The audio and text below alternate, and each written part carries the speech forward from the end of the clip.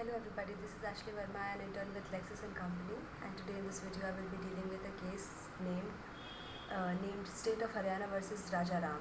Citation of the case is Criminal Appeal number 214 of 1969. It was appealed in the Supreme Court of India. The bench consists of Justice Dua, Justice I.D.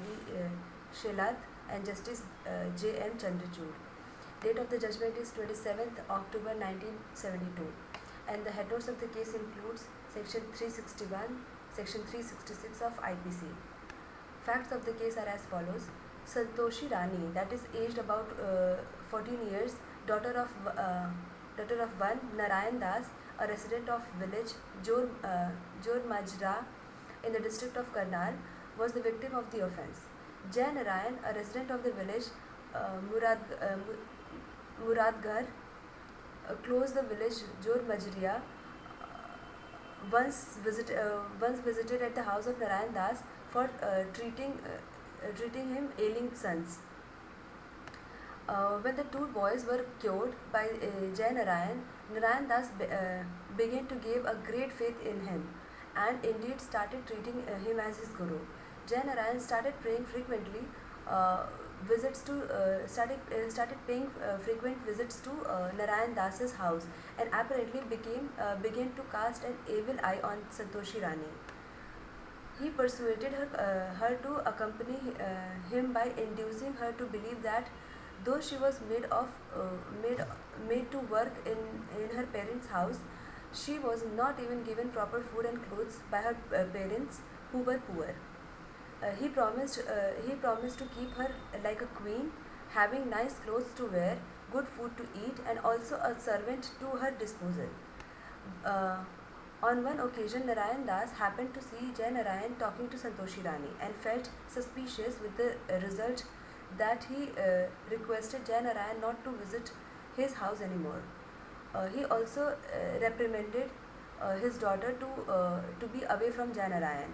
Having been prohibited from visiting Narayan Das's house, Jay Narayan started sending messages to Santoshi Rani through Raja Ram, Raja Ram, who is the respondent in this case, who is Jeevar, and has his house in about 5 to 6 kilometers away from the Narayan Das's house. As desired by Jay Narayan, Raja Ram persuaded Santoshi Rani to go with him to the house of Jay Narayan. On April 4th, 1968, Raja Ram contacted Santoshi Rani for the purpose of accompanying him to Jay Narayan's house. Raja Ram's daughter, Sona by name, who apparently was somewhat friendly with Santoshi Rani, should came to the house of Raja Ram at midnight.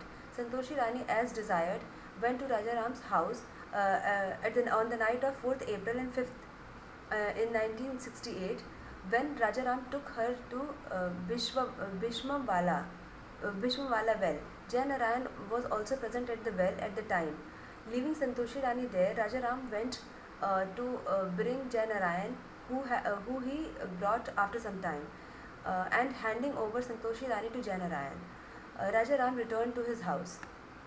On April 13, 1968, SHO police of Indri saw Jay Narayan, Santoshi Rani coming from the side of Dera Vaswa Ram. Jay Narayan was taken into custody. Santoshi Rani had a jhola which contained one suit and a shawl and two chunnis, which were taken into possession. The salwar of the Santoshi Rani appeared to have on it some stains of semen. The learned second additional judge of Karnal, who tried them, convicted Jay Narayan alias Bawa under section 378 of IPC and sentenced him to rigorous imprisonment for 6 years and a fine of ₹500, or in default to further rigorous imprisonment for 6 months. Further, both the convicts appealed to the High Court of Punjab and Haryana. A learned single bench of that court dismissed the appeal of Jay Narayan, maintaining his conviction and sentence, but acquitted the respondent Raja Ram of the charge under section 366 of IPC. It is against the order of the respondent's acquittal that the state of Haryana had appealed to this court, that is the Supreme Court. So these were the facts. If we talk about the issues, so the issues were two in this case. The first issue is whether Rajaram could be held guilty of offence under section 366 of IPC. The second issue is whether the accused could be held guilty of the offence under section 361 of IPC. So here comes the judgment of the case. The judgment is as follows. The court held the decision that enabling it to set aside the verdict of the jury and examine the evidence for itself. In the present case, the acquittal of the High Court is clearly erroneous, both on the facts and in the law, and keeping in view the nature of the offence committed. The court considered that there is clearly failure of justice justifying the interference of this court, and under Article 136 of Indian Constitution. Further, the result is that the appeal is allowed, and setting aside of the order of High Court acquitting Rajaram respondent, the court restored the order of the second additional judge, affirming both the conviction and the sentence as imposed by the trial court. Rajaram respondent should surrender to his bail bond to serve out the sentence. So this was it. Hope you liked the video. Thank you so much.